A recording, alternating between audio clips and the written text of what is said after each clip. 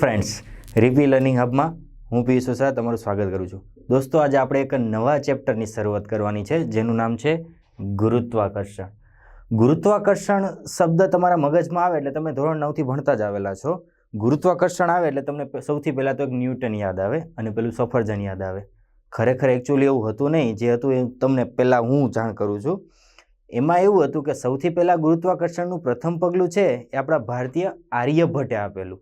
આર્યભટ્ટે એના ગ્રંથમાં લખેલું કે ગ્રહ છે બધા એ પૃથ્વી અને બીજા બધા ગ્રહો સૂર્યની આસપાસ પરિભ્રમણ કરે છે, બરાબર.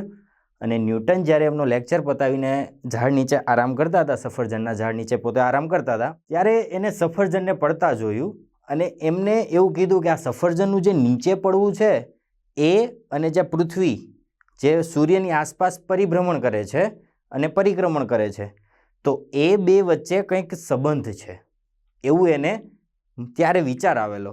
એટલે ત્યારથી આપણે એવું કહીએ છીએ કે પેલું સફરજન માથામાં પડ્યું એને બધી માથાકૂટ શરૂ કરી. અને ન્યૂટને આ બંને ઘટનાઓને રિલેટેડ થોડીક શોધખોળો કરી અને એને સૌપ્રથમ ગુરુત્વાકર્ષણનો સાર્વત્રિક નિયમ આપ્યો, બરાબર. તો ન્યૂટનનો ગુરુત્વાકર્ષણનો સાર્વત્રિક નિયમ શું છે એ આપણે આ લેક્ચરમાં જોઈશું અને તેનું સદિશ સ્વરૂપ જોઈશું. તો ન્યૂટનનો ગુરુત્વાકર્ષણનો સાર્વત્રિક નિયમ શું કહે છે, ધ્યાન આપજો, કે વિશ્વમાંનો દરેક પદાર્થ બીજા પદાર્થ પર આકર્ષી બળ લગાડે છે, બરાબર. કે કોઈ દળ ધરાવતા બે પદાર્થો છે એ બે વચ્ચે હંમેશા આકર્ષણ એટલે કે પ્રેમ જ હોય છે, કારણ કે ફિઝિક્સ એ પ્રેમનો વિષય છે. નહીં, એમ નહીં, આકર્ષણ, બરાબર. એટલે વિશ્વમાંનો દરેક પદાર્થ બીજા દરેક પદાર્થ પર આકર્ષી પ્રકારનું બળ લગાડે છે, બરાબર. એટલે હું એક દળ ધરાવતો પદાર્થ છું અને આ કેમેરો એક દળ ધરાવતો પદાર્થ છે, તો અમારે બે વચ્ચે આકર્ષણ છે. સર, તો આકર્ષી હોય તો આવી જવું જોઈએ ને. એ કેમ નથી આવતું, સાઈડ પર મૂકું, આગળ સમજાવીશ. કે જે આકર્ષી બળ લગાડે છે તેનું મૂલ્ય દળોના ગુણાકારના સમપ્રમાણમાં, બરાબર. અમારા બંનેનું જે દળ છે એના ગુણાકારના સમપ્રમાણમાં અને તેમની વચ્ચેના અંતરના વર્ગના વ્યસ્ત પ્રમાણમાં હોય છે. ઓકે, આવો એનો ગુરુત્વાકર્ષણનો સાર્વત્રિક નિયમ છે. અને આ જે આકર્ષી બળ લાગે છે એની દિશા કઈ છે, તો કે બંને પદાર્થોને જોડતી રેખા પર હોય છે. ધારો કે આ કેમેરો છે અથવા કે તમારો ફોન છે અને હું છું, તો અમારી બે વચ્ચે આકર્ષી પ્રકારનું બળ લાગે તો અમારી બે વચ્ચેનું જે અંતર છે એને જોડતી રેખા પર હોય છે.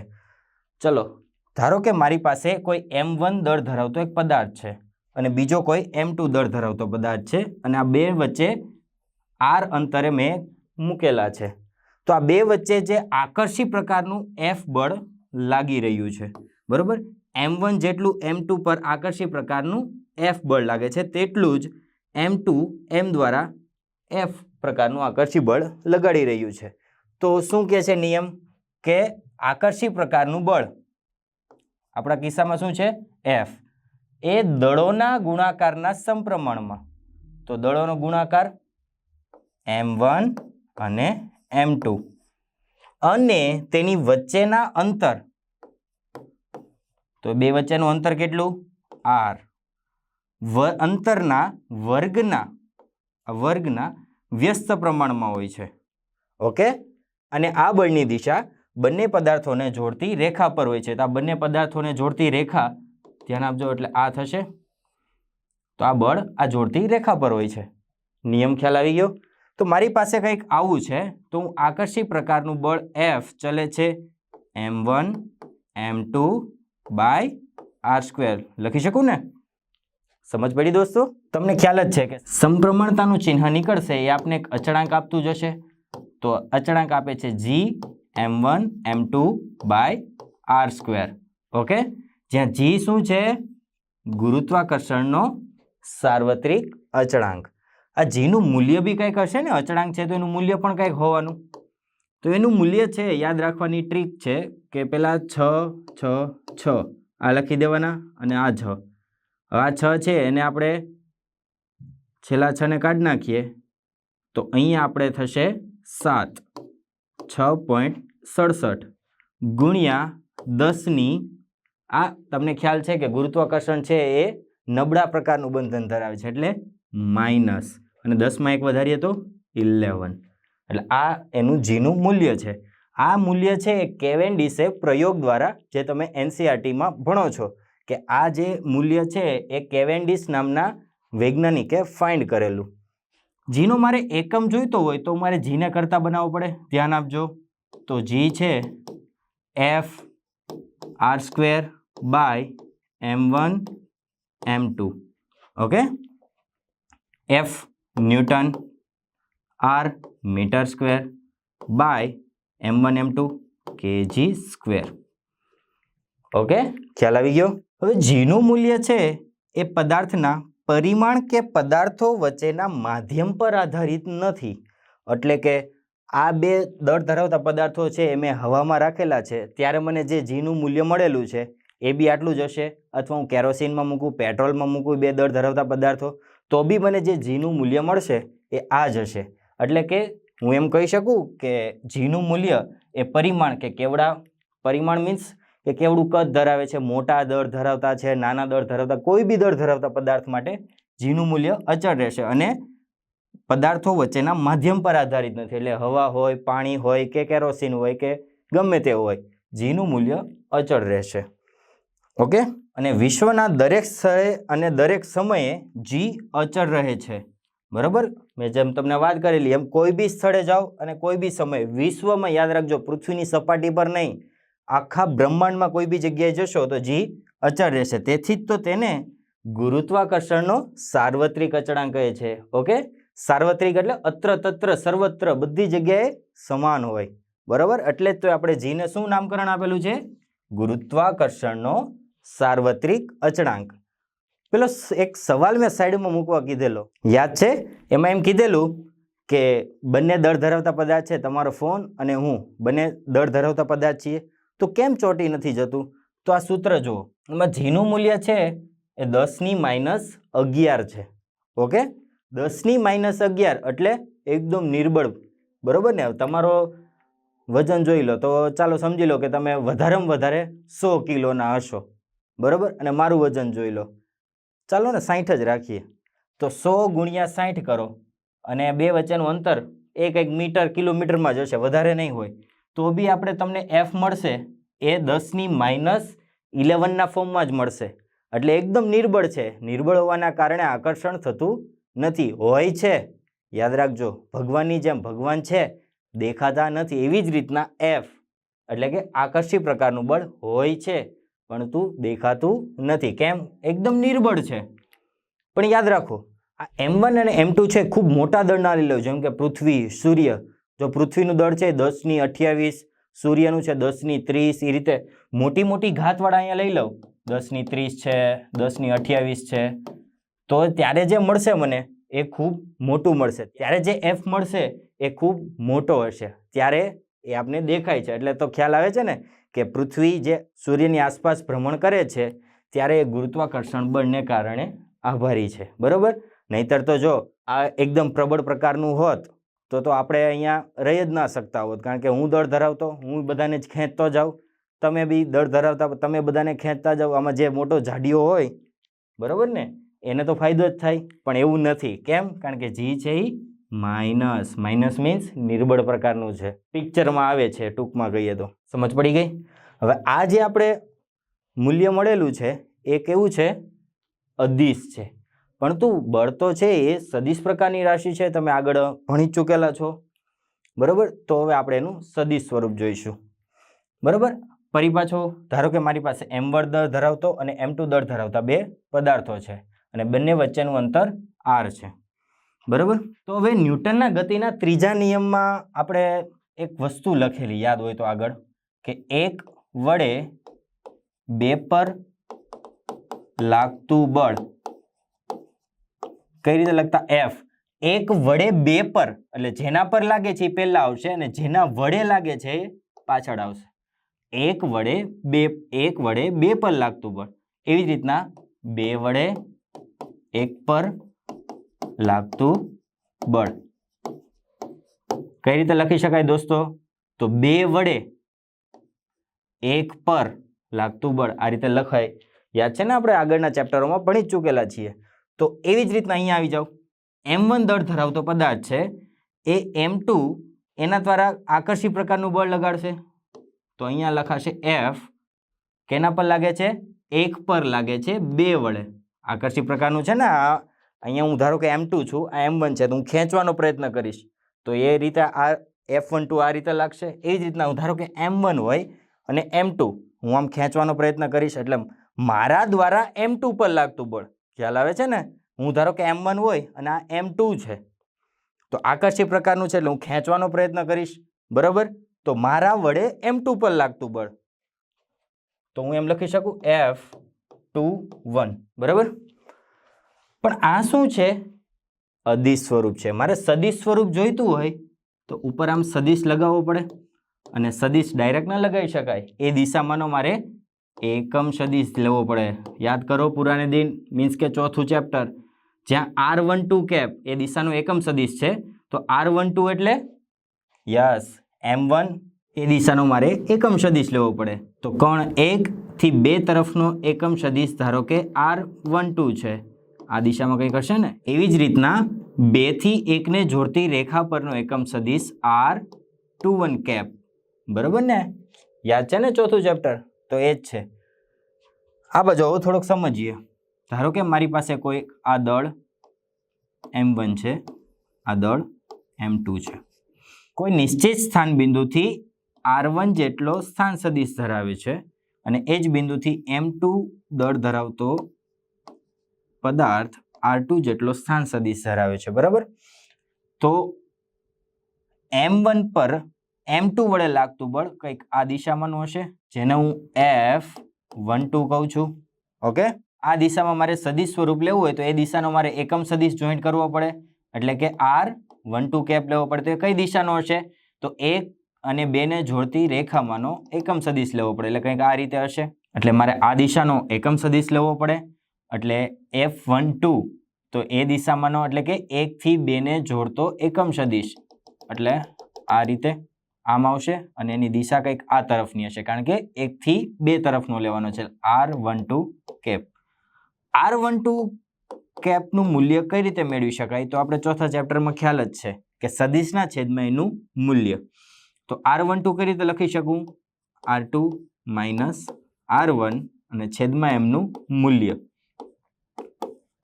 આ રીતે લખી શકાય, પરંતુ ના સમજ પડી. આ રીતે લખી શકાય, ના સમજ પડી. અરે દોસ્ત, R12 સદિશ શું છે? R12 સદિશ એટલે હેડ માઇનસ ટેલ. ઓકે, એટલે કે શીર્ષ માઇનસ પૂછ, એટલે R2 માઇનસ R1. ધારો કે આ દિશામાંનો હોત તો શું કહેવાય? તો કયો એકમ સદિશ કહેવાય? R21 કહેવાય ને. તો ત્યારે સદિશ આવશે એ કયો આવશે? Yes, R1 minus R2. કેમ? કારણ કે અહીંયા શીર્ષ છે અને અહીંયા પૂછ છે. ખ્યાલ આવે છે? જો આ જે મૂલ્ય છે, મૂલ્ય કોઈ બી સદિશનું મૂલ્ય શું દર્શાવે? ધારો કે મારી પાસે આ કોઈ સદિશ છે, તો આનું મૂલ્ય એટલે શું? કે આ સદિશની લંબાઈ. ઓકે, ખ્યાલ આવે છે ને? આ સદિશ છે એનું મૂલ્ય શું દર્શાવે? કે આ સદિશની લંબાઈ કેટલી છે. લંબાઈ છે એ આપણે સદિશના મૂલ્ય દ્વારા ખ્યાલ આવે. તો અહીંયા આવી જાઓ. તો અહીંયા જો આ સદિશની લંબાઈ છે એ એટલે કે આ સદિશનું મૂલ્ય છે એ શું દર્શાવે? તો કે આટલી લંબાઈ દર્શાવે, બરાબર? પણ આ બે વચ્ચેનું અંતર કેટલું છે? ધારો કે આ બે વચ્ચેનું અંતર R છે, બરાબર? તો હું એમ કહી શકું, તો R ઇઝ ઇક્વલ ટુ હું શું લખી શકું? R1 સદિશ R1 માઇનસ સદિશ R2 પણ એનું મૂલ્ય, અથવા R2 માઇનસ R1, બરાબર? બધું R જ થશે. કેમ? કારણ કે મૂલ્ય છે. R1 માઇનસ R2 લો તો આટલું જ થશે, અને એનું મૂલ્ય લઈ લો તો આટલી જ લંબાઈ, તો એ લંબાઈ તો R છે. R2 માઇનસ R1 આટલું જ થશે, એનું મૂલ્ય લઈ લો તો એની લંબાઈ તો એ R જ થશે. ના સમજ પડી? પડી ને? Okay, confirm. આગળ વધીએ, બરાબર? ઓકે, તો 1 વડે 2 પર લાગતું બળ કઈ રીતે મેળવી શકું? તો F21, બરાબર? અહીંયા સદિશ છે એટલે એ દિશાનો એકમ સદિશ લેવો પડે. G M1 M2 બાય, ધ્યાનથી જોજો, R1 minus R2. R2 minus R1 પણ લખી શકું, અથવા ખાલી R બી લઈ શકું, નો સ્ક્વેર. આટલું કેટલું મૂલ્ય થયું? અદિશ મૂલ્ય. હવે મારે અહીંયા સદિશ લીધેલું છે તો એ દિશાનો એકમ સદિશ લેવો પડે. ખ્યાલ આવે છે?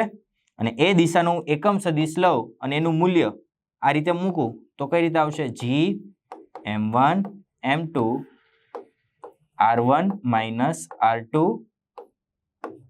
ગુણ્યા r21 છે, ધ્યાન આપજો, અને આ r12 છે, તો r21 આવશે તો r1 માઇનસ r2 સદિશ r1 માઇનસ સદિશ r2, અને એ જ મૂલ્ય ફરીથી આપણે લેવાનું છે. બરાબર, ધ્યાનથી જોજો, કારણ કે નજર હટી દુર્ઘટના ઘટી. બરાબર, સમજ પડી? તો F21 હું કઈ રીતે લખી શકું? ધ્યાનથી જોજો. તો કે Gm1 m2 અને આ બંને સેમ જ છે તો એનો ક્યુબ થઈ જશે, તો લખાશે Gm1 m2 by r1 minus r2 no cube અને સદિશ r1 માઇનસ r2. ખ્યાલ આવ્યો? જોઈ લો, Gm1 m2 સદિશનો એઝ ઇટ ઇઝ અને નીચે ક્યુબ થઈ જશે.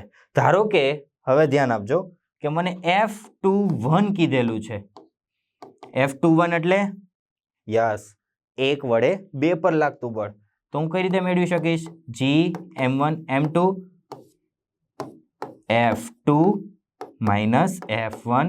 ખાલી R લખો તો બી ચાલે, આનું આ રાખો તો બી ચાલે, કારણ કે મૂલ્ય છે. મૂલ્ય એટલે લંબાઈ તો સરખી જ હોવાની, પણ અહીંયા ચેન્જ આવશે. સદિશ કયો લખાશે? r2 minus r1. સમજ પડી ગઈ ને? તો આ એનું સદિશ સ્વરૂપ થયું. તો F12 હું કઈ રીતે લખી શકું? F12 યસ, F12 એટલે 2 વડે 1 પર લાગતું બળ. તો Gm1 m2 બાય, હવે r2 માઇનસ r1 પણ લખી શકો અને r1 માઇનસ r2 પણ લખી શકો, અથવા ખાલી r પણ લખી શકો, કારણ કે મૂલ્ય સમાન જ રહેવાનું છે. ઓકે, પણ તું આ સદિશ કઈ રીતનો આવશે? r2 minus r1. ખ્યાલ આવ્યો ને? સદિશ સ્વરૂપ જોઈ લો, કારણ કે આ દિશાનો એકમ સદિશ r1 2 કેપ આયરો. બરાબર, ખ્યાલ આવી ગયો? તો આ મૂલ્યો જે છે એ થશે આપણા સદિશ સ્વરૂપના મૂલ્યો. તો હવે m2 દળના પદાર્થ પર m1 દળવાળા પદાર્થ વડે લાગતું ગુરુત્વાકર્ષી બળ. m2 દળના પદાર્થ પર એટલે કે આના પર m1 વડે લાગતું બળ કેટલું આવશે? આના પર લાગે છે આના દ્વારા, તો એના પર લાગતું એટલે અને આના દ્વારા. બરાબર, અને અહીંયા m1 પર લાગતું બળ m2 દ્વારા. બરાબર, સદિશ લીધું છે તો એ દિશાનો એકમ સદિશ બી લેવો પડે મારે. બરાબર ને? અરે ખબર પડે કે ના? ઓકે, બરાબર ને? આગળ લીધેલી એ જ આકૃતિ છે, કઈ પણ રોકેટ સાયન્સ નથી.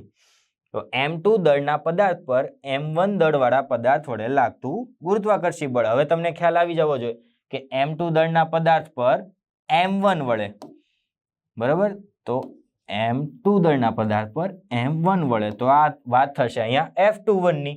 ઓકે, જો સાચું જ છે. બરાબર ને? તો F21 is equal to Gm1 m2 by r². આટલું તો અદિશ મૂલ્ય જ છે, ખ્યાલ છે ને? પણ મેં અહીંયા સદિશ લીધેલું છે, તો અહીંયાનો શું લેવો પડે? એ દિશાનો મારે એકમ સદિશ લેવો પડે. ખ્યાલ આવે છે ને? હવે તમે જોશો કે r21 એટલે કે આ અને આ બંને સમાન મૂલ્યના સદિશ છે, પરંતુ વિરુદ્ધ દિશાના છે. બરાબર? ના સમજ પડી? જો આકૃતિની ભૂમિતિ જો, આ સમાન મૂલ્ય બંનેના સમાન છે. કેમ? કારણ કે આ બંને સમાન દળના છે ને, અને જે બળ લાગે છે એ બી સમાન જ છે, તો એને દિશાનો એકમ સદિશ બી સમાન હોવાનો, પરંતુ દિશા વિરુદ્ધ છે. જો આ તરફી છે, આ તરફી છે. બરાબર, આકૃતિની ભૂમિતિ જુઓ તો r21 ઇઝ ઇક્વલ ટુ શું છે? r21 is equal to minus r12. આવું છે ને? કારણ કે વિરુદ્ધ દિશાના છે. આ તમે ચોથા ચેપ્ટરમાં ભણી ચૂકેલા છો. તો r21 ની કિંમત હું અહીંયા મૂકું તો આગળ માઇનસ આવી જશે.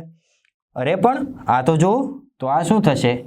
F21 ઇઝ ઇક્વલ ટુ આ મૂલ્ય છે એ શેનું છે? આપણે આગળની સ્લાઇડમાં જોયું તો માઇનસ F12, પણ એકમ સદિશ છે તો સદિશ સ્વરૂપ. આના પરથી શું ખ્યાલ આવે છે કે ગુરુત્વાકર્ષણનો સાર્વત્રિક નિયમ છે એ ન્યૂટનના ગતિના ત્રીજા નિયમને અનુસરે છે. બરોબર ને? આપણે 5મા ચેપ્ટરમાં ભણી ચૂકેલા છીએ કે સમાન મૂલ્યનું પરંતુ પરસ્પર વિરુદ્ધ દિશામાંનું બળ લગાડે છે. તો F21 = F12 શું સાબિત કરે છે કે ત્રીજા નિયમનું પાલન કરે છે. હવે આપણે આગળ જોઈશું કે ગુરુત્વાકર્ષણ બળની લાક્ષણિકતાઓ. પહેલી લાક્ષણિકતા એવી છે કે ગુરુત્વાકર્ષી બળ એ સંરક્ષી બળ છે. આ શબ્દ તમે ક્યાંક સાંભળેલો છે, સંરક્ષી. સંરક્ષી કોને કહેવાય? તો આપણે 6થા ચેપ્ટરમાં આપણે ભણી ચૂકેલા છીએ. બરોબર ને? ધારો કે કોઈ બળ ક્ષેત્રમાં પદાર્થ રહેલો છે, બરોબર? એ બળ ક્ષેત્રમાં કોઈ એક પદાર્થ અહીંયા છે, ત્યાંથી મારે અહીંયા લઈ આવવો હોય, આ સ્થાનથી આ સ્થાન પર તમારે લાવવો છે, તો એ કયા માર્ગેથી આવે છે એના પર આધાર રાખતું નથી. એટલે કે જેમ કાર્યમાં હતું કે પ્રારંભિક સ્થાન અને અંતિમ સ્થાન, એ બેના તફાવત પર ઉપર આધાર રાખે છે. ખ્યાલ છે ને? તો ગુરુત્વાકર્ષી બળ એ પણ કંઈક એ જ રીતનું છે કે એ બળ ક્ષેત્રમાં કોઈ એક બિંદુ રહેલું છે અને કોઈ બીજા બિંદુએ લઈ જવું છે મારે, તો એ કયા માર્ગેથી લઈ જવામાં આવે છે એના પર આધાર નથી રાખતું, પરંતુ પ્રારંભિક અને અંતિમ અવસ્થા ઉપર જ આધાર રાખે છે. બીજી લાક્ષણિકતા એવી છે કે ગુરુત્વાકર્ષણનો નિયમ એ બિંદુવત દળો માટે જ પડાય છે. બરાબર? એવું કેમ સર? ઓકે, ધારો કે મારી પાસે બિંદુવત પદાર્થ નથી, આવો કોઈક વિસ્તૃત પદાર્થ છે. બરાબર? અહીંયા છે 1, અહીંયા છે 2, અહીંયા 3, અહીંયા 4 અને બીજો કોઈક વિસ્તૃત પદાર્થ છે. અહીંયા આપી દઉં, ચાલો A, B, C, D, E. આ રીતના બે વિસ્તૃત પદાર્થો છે. તો મારે શું કરવું પડે? ધારો કે A પર લાગતું બળ હોય તો પહેલા આ 1 દ્વારા A પર, 2 દ્વારા A પર, 3 દ્વારા A પર, 4 દ્વારા A પર, આ થઈ જાય એટલે એને મારે કહેવાનું FA. બરાબર? હવે B પર તો 1 દ્વારા B પર, 2B, 3B, 4B. કોણ બોલ્યું 2B? ઓકે, તો એ થશે FB. ફેસબુક નહીં, FB બળ. C પર છે 1C, 2C, 3C, 4C, એને મારે કહેવાનું FC. એવી રીતના જેટલા બિંદુ છે બધા દ્વારા ખ્યાલ આવ્યો કેટલું અઘરું છે? બરાબર? એટલે હું એમ કહી શકું કે આ ખાલી તમે વિચાર કરો છો તો તમારા રૂવાટીઓ ઊભી થઈને બેસી જાય છે. આ તો ક્યારે કરી લઉં? એટલે વિસ્તૃત પદાર્થો માટે નથી, પરંતુ બિંદુવત પદાર્થો માટે જ પડાય છે. તો સર આ નિયમ કંઈ લાગુ જ નહીં પડે, કારણ કે કોઈ બિંદુવત પદાર્થ તો હોતો નથી. પણ એની એક આપને છૂટછાટ મળેલી છે. જ્યારે મોટું પરિમાણ ધરાવતા પદાર્થો વચ્ચેનું અંતર તેમના પરિમાણની સરખામણીમાં ખૂબ જ મોટું હોય. ચાલો ઉદાહરણ લઈએ એટલે તમને કન્ફ્યુઝન ન લાગે કે મોટું પરિમાણ ધરાવતા પદાર્થો, ધારો કે પૃથ્વી છે અને સૂર્ય છે. ચલો પૃથ્વીને M કહી દઉં, સૂર્યને S કહી દઉં. તો મોટું પરિમાણ ધરાવતા પદાર્થો થયા અને તેમની વચ્ચેનું અંતર પરિમાણની સરખામણીમાં ખૂબ જ મોટું હોય છે. બરોબર ને? તમને ખ્યાલ જ હશે કે પૃથ્વી અને સૂર્ય બે વચ્ચેનું અંતર ઘણું છે તેની પરિમાણની સરખામણીમાં. તો એવા સંજોગોમાં આપણે શું પૃથ્વી અને સૂર્યને કણ તરીકે બિંદુવત, તો એવા સંજોગોમાં આપણે પૃથ્વી અને સૂર્યને બિંદુવત દળો ગણી શકાય. તો R શું થશે? તો કે R એ બે પદાર્થોના કેન્દ્ર વચ્ચેનું અંતર, આ બે પદાર્થ છે એનું કેન્દ્ર છે, તો આ બે વચ્ચેનું જે અંતર છે એ આપણા ખિસ્સામાં R થશે. ખ્યાલ આવી ગયો? એટલે આપણે એમ ન કહી શકીએ કે ભાઈ બિંદુવત દળો માટે જ પડાતો હોય તો કોઈ બિંદુવત તો પદાર્થ હોય નહીં, પણ એમને બી આપણું સોલ્યુશન આપી દીધું કે જ્યારે પરિમાણની સરખામણીમાં અંતર ખૂબ જ મોટું હોય ત્યારે આપણે જે દળો છે એને આપણે બિંદુવત સ્વરૂપે ગણી શકીએ. આગળની લાક્ષણિકતા જોઈએ તો કે ગુરુત્વાકર્ષી બળ એ કેન્દ્રીય બળ છે અને ગોળીય સમમિતિ ધરાવે છે. ધારો કે મારી પાસે કોઈ કેપિટલ M દળનો પદાર્થ છે, એના R અંતરે કોઈ સ્મોલ દળનો પદાર્થ M લઉં, કયું છે R અંતર. હવે અહીંથી જ પાછો R અંતર સેમ, તો અહીંયા બી મૂકી શકાશે. એ રીતના અહીંયા બી R અંતર લઉં તો અહીંયા બી મૂકી શકાય. એવી રીતના હું R અંતરે આમ લેતો જાઉં તો અહીંયા આ રીતે આમ મૂકી શકાય. પણ તમે જુઓ તો આ તો ગોળો બની ગયો.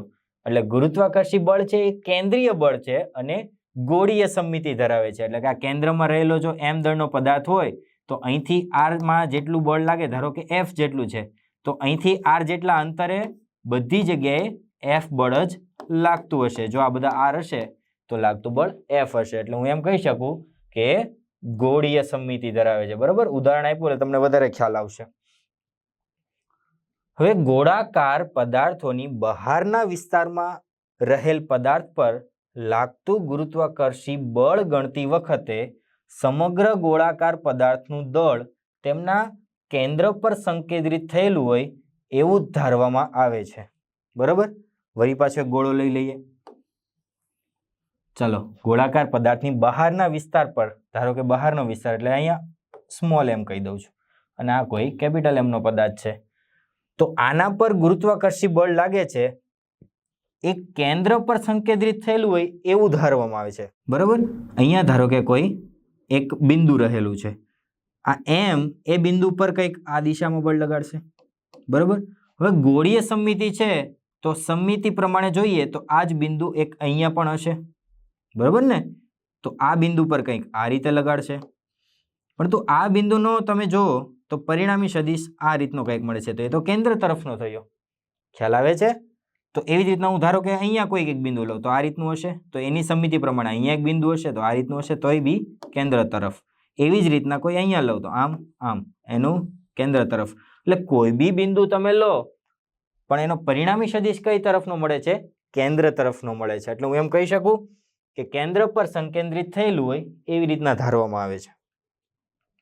આગળની લાક્ષણિકતા જોઈએ કે સમાન ઘનતાવાળા પોલા ગોળાકાર કવચ વડે કવચની અંદરના કોઈ પણ બિંદુએ આવેલ કણ પર લાગતું ગુરુત્વાકર્ષી બળ શૂન્ય હોય છે.